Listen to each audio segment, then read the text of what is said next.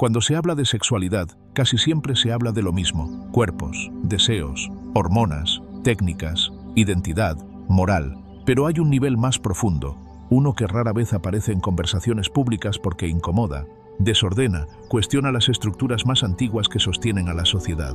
Y no es conspiración, es historia, es biología, es psicología, es poder.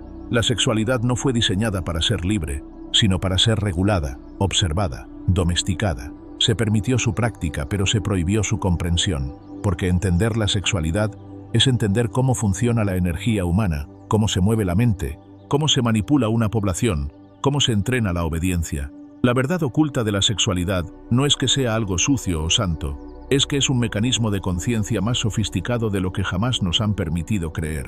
Desde tiempos antiguos, las culturas que exploraron la sexualidad como una forma de sabiduría, no de placer banal, fueron también las más perseguidas, no por superstición, sino porque descubrieron una evidencia incómoda: que la sexualidad humana no se limita a reproducir vida, sino a transformar la experiencia interna del ser. Y quien controla la experiencia interna de la gente controla su comportamiento. Por eso, a lo largo de la historia, distintos sistemas de autoridad aprendieron que la forma más silenciosa y efectiva de cortar el acceso del individuo a su propia potencia era controlar su sexualidad, censurar la información, limitar el lenguaje, ritualizar la culpa, convertir el deseo en problema y la curiosidad en pecado. La primera prohibición no fue sobre lo que se podía hacer, sino sobre lo que se podía comprender.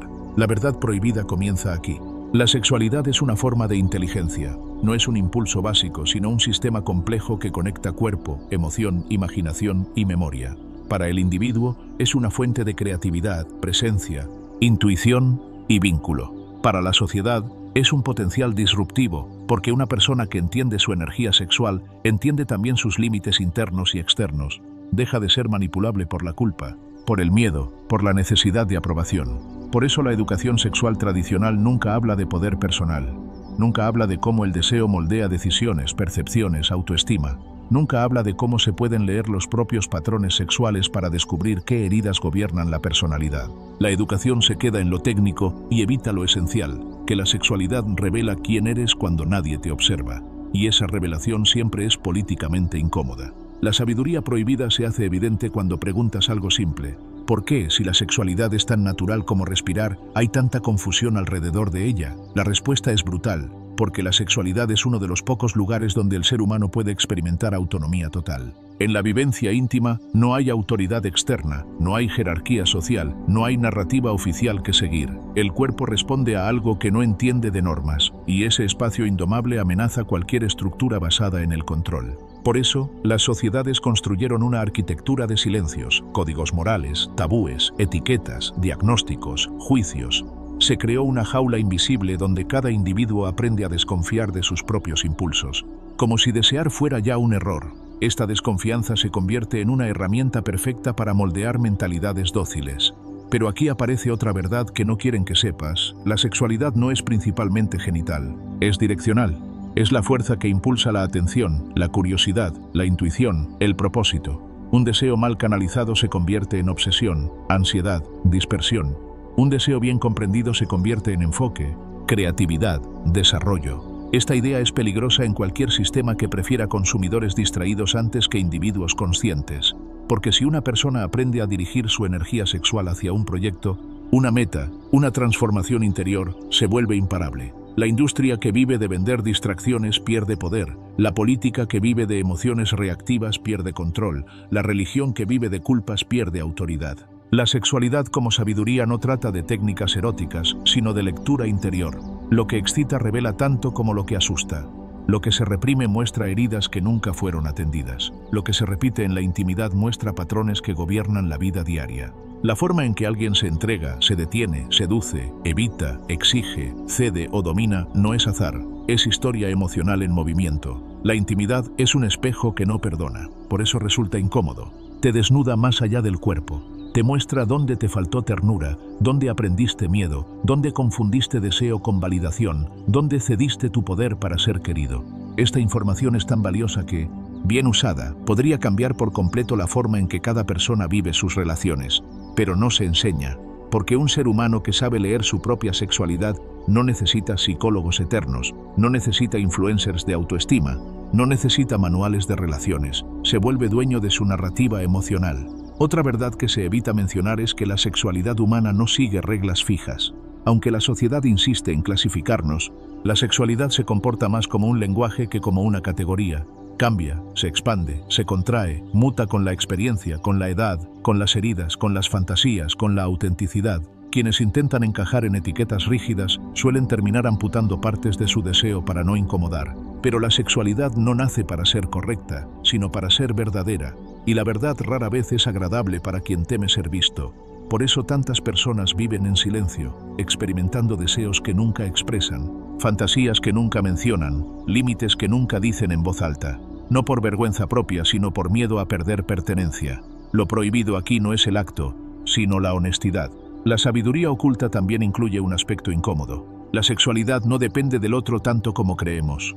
La sociedad nos ha enseñado que la intimidad es un intercambio, una negociación entre dos cuerpos y dos voluntades, pero la sexualidad es primero un diálogo consigo mismo. Nadie puede entregarse si no sabe sostenerse. Nadie puede desear libremente si vive controlado por heridas no resueltas. Nadie puede disfrutar plenamente si carga con culpas prestadas. Esta verdad es tan disruptiva que muchas instituciones prefirieron ignorarla.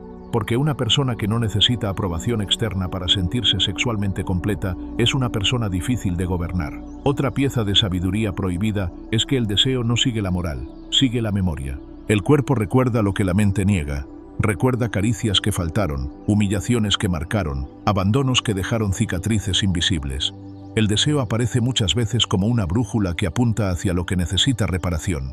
Por eso algunos buscan intensidad, otros seguridad, otros sumisión, otros libertad. No son elecciones conscientes, son respuestas del cuerpo intentando rehacer la historia. La sexualidad, vista desde este ángulo, es un proceso terapéutico natural que la sociedad transformó en espectáculo, en mercancía, en pecado. Y en ese proceso se perdió la capacidad de leer lo que la intimidad estaba intentando sanar. La verdad que incomoda es que el deseo no es un enemigo que controlar, sino un lenguaje que escuchar. Pero escuchar exige valentía, exige admitir que la sexualidad no es una decoración del ser humano, sino un núcleo que influye en todas las decisiones importantes: pareja, creatividad, autoestima, miedo, ambición.